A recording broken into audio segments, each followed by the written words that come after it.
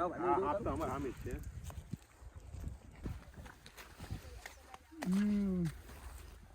છે તો કોબરા પણ એને પૂરવાનું કઈ છે ડબ્બા ઉબ્બા જેવું ડબ્બા જેવું કેવું કઈ પૂરવાનું છે ડબ્બા જેવું તો ઓલું ક્યાં નસે પણ પાણી ખાલી કરી નાખો આમ ચાલતું જતું બરાબર છે આમ અંદર દેખાતું છે હા કેમ ચાલશે હા લઈ લો પાણી ફેંકી દેજો લઈ લો મોટો કેરબો વાજી ધોઈ નાખશું તો લઈ આવું ને તો હા મોટો વાજી કેરબો લેવો હે ઢાંકણા વાળો અરે ગમે તે કેન લાવવાનો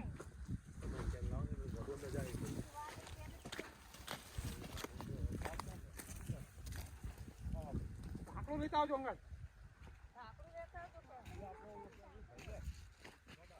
અકલ દુઆ મે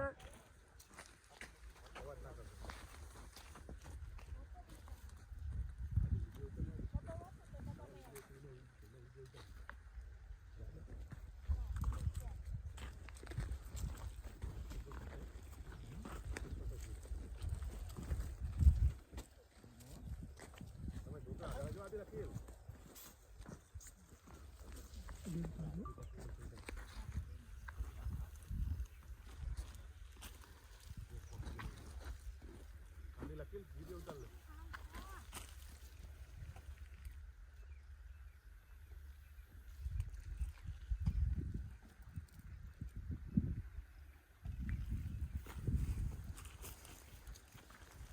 હવે મુસ્તક બામરો મારો વડવા મોઢું રાખો શું વાંધો કાકા કે ફટાફટ લાવો લાવો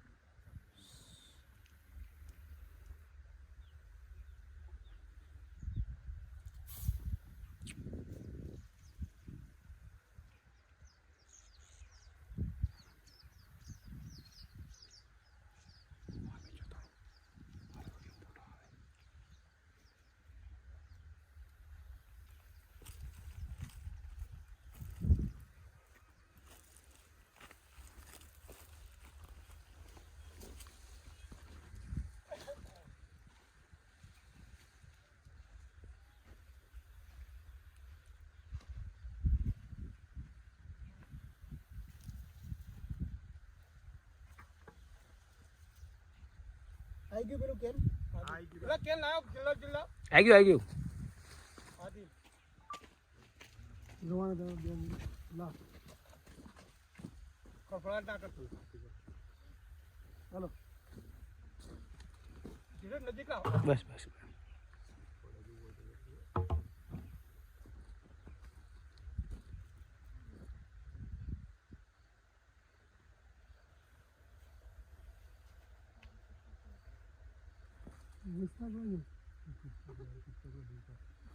આદિલ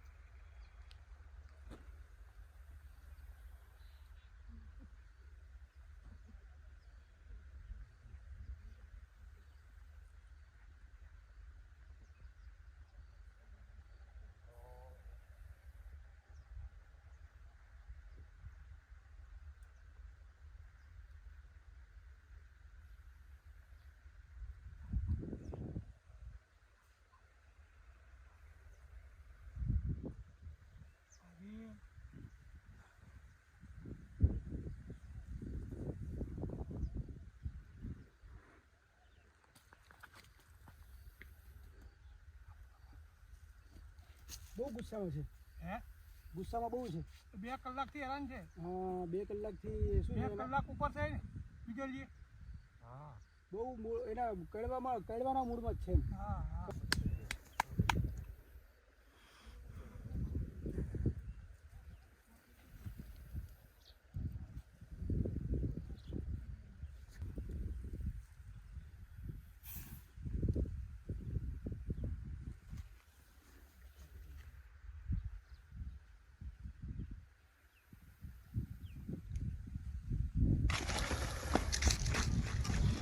દવામાં જ નાખી આઈ તો ડબ્બામાં રહેશે નહીં ને જલ્દી. ઢાંકણું છે ને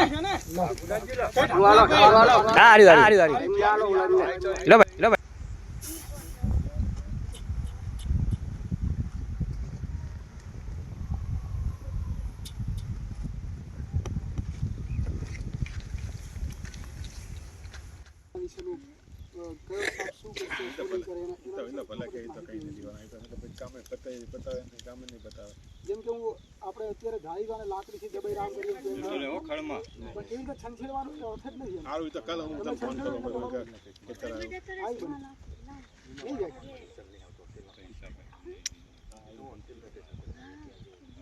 ખબર તો થોડોક ડરી ગયો છે એટલે એને રિલેક્સ થવા દો.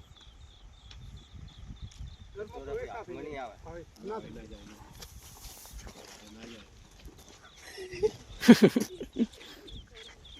પુસ્તકમાં કઈ આવશે? ના ઉતાર આવે. મજા આવે જોવાની ભાઈ એ તો આ કેટલો ફોન નાખી દીધું ભાઈ તમારા એકબીજામાં નાખી દે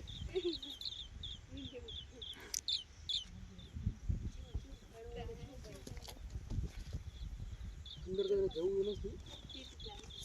બટકો ભરવાની કોશિશ કરે. અંદર નહીં જાવ જવું નથી એને. જવું નથી સાબિત થયું.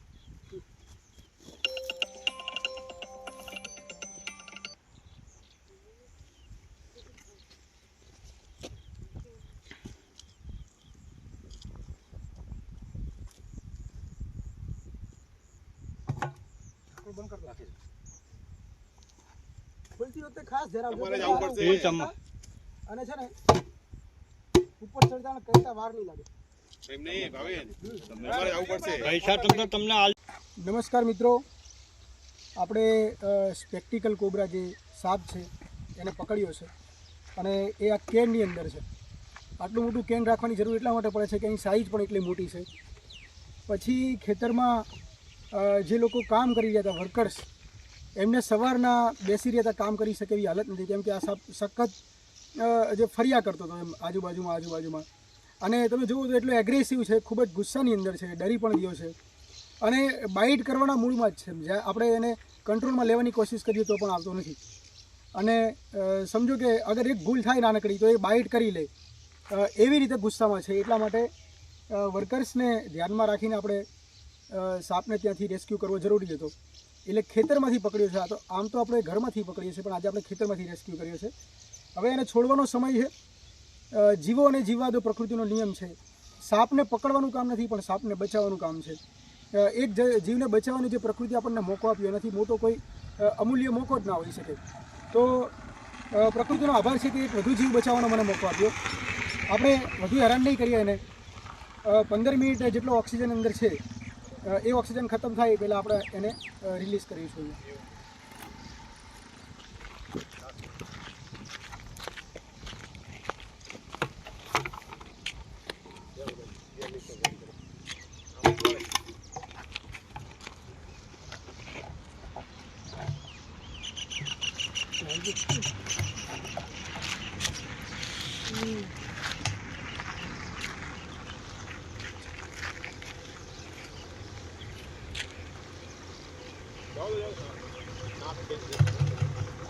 ભાઈ અંદર જ છો હજુ?